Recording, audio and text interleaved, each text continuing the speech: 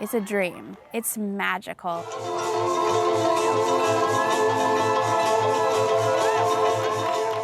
Every time I get ready to go on stage for Art in the Dark, I just stand there and I'm like, I can't believe we're doing this. It's beautiful.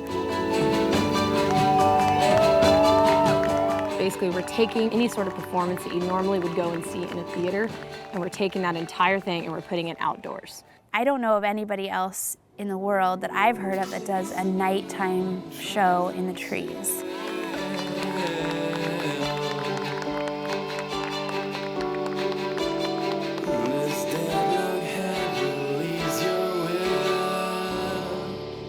My name's Jen Livinggood, and I'm the artistic director for A-WOL Dance Collective. My name's Brandy. I'm the co-director with Jen of A-WOL.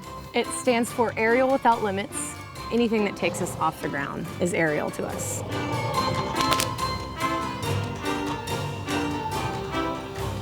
This particular show is a circus show, so we tried to think of all the traditional circus things and then put our own twists on them. Everybody tonight has their own different character that they're portraying throughout the entire show.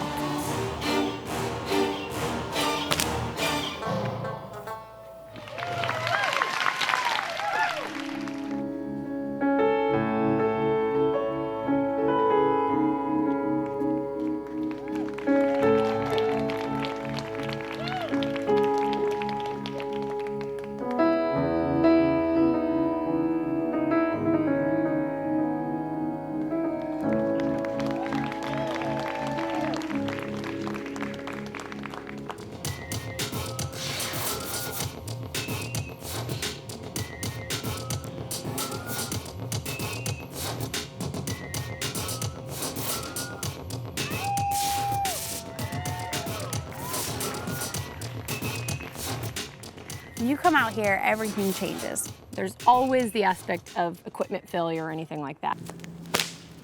We do rehearse beforehand in costume to make sure there's not any major problems. It's going up in the air. First of all, we're hanging from cables, and the cables are hooked to trees, and a tree moves. So we have a system of pulleys and carabiners all on this weight-bearing line that goes all the way up and across in the trees on metal cables. You have to be careful, like, you can only climb as high as you can bring yourself down. You can get tangled really easily, especially in your feet if you're not locked in properly, or if you try to get out of a lock-in improperly, you can get totally stuck.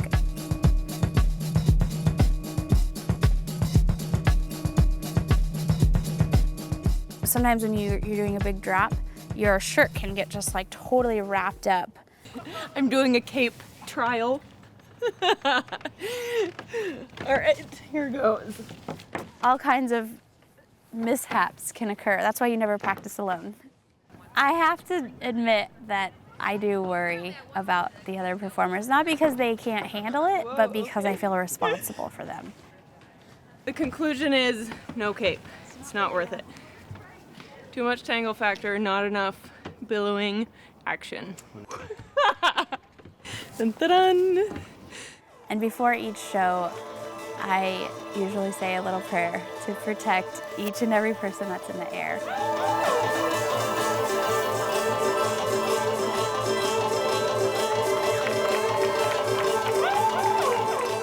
Our style is usually defined as being a little on the edgy side.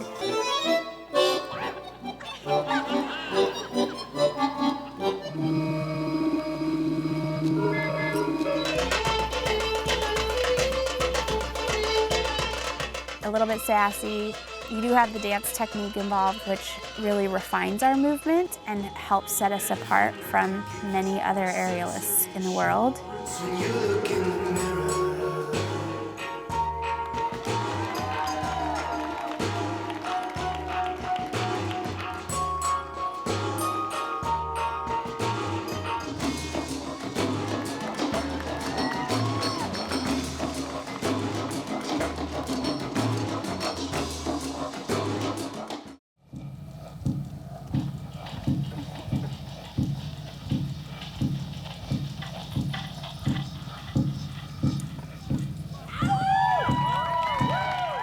I was very surprised at how much strength it required. It's physically demanding. We wear our bruises like badges of honor. The bigger the bruise, that means the cooler the trick was.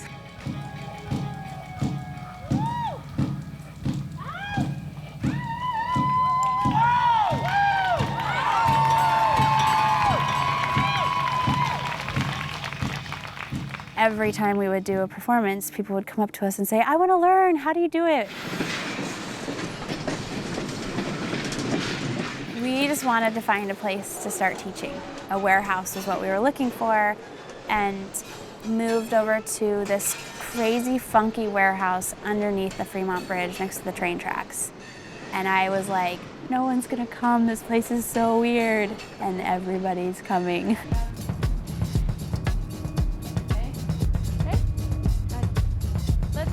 There you go, good. We are in the midst of an aerial skills class right now. We call these our fly classes. Yeah, there you go. There you go, good. Very nice. And this is our intro to fly. So these are all new beginner level students learning the basic skills of climbing and flying. Because we're a dance company and we are dance based in our technique, we take dance movement from the floor and translate it into the air. We've got people of all ages in all of our classes, down to 3-year-olds up to 70-year-olds. You can be any age and do this. Here we go. On 3. 1, 2, 3. Good. I saw my friends' kids doing it and it sounded like fun. You definitely get an exercise. I'm sweating, my heart rate's up, I feel like I'm building my strength, but more importantly, it's sort of empowering. I think most grown-ups would admit to some degree that it's fun to swing. Like, I don't think you really grow out of that.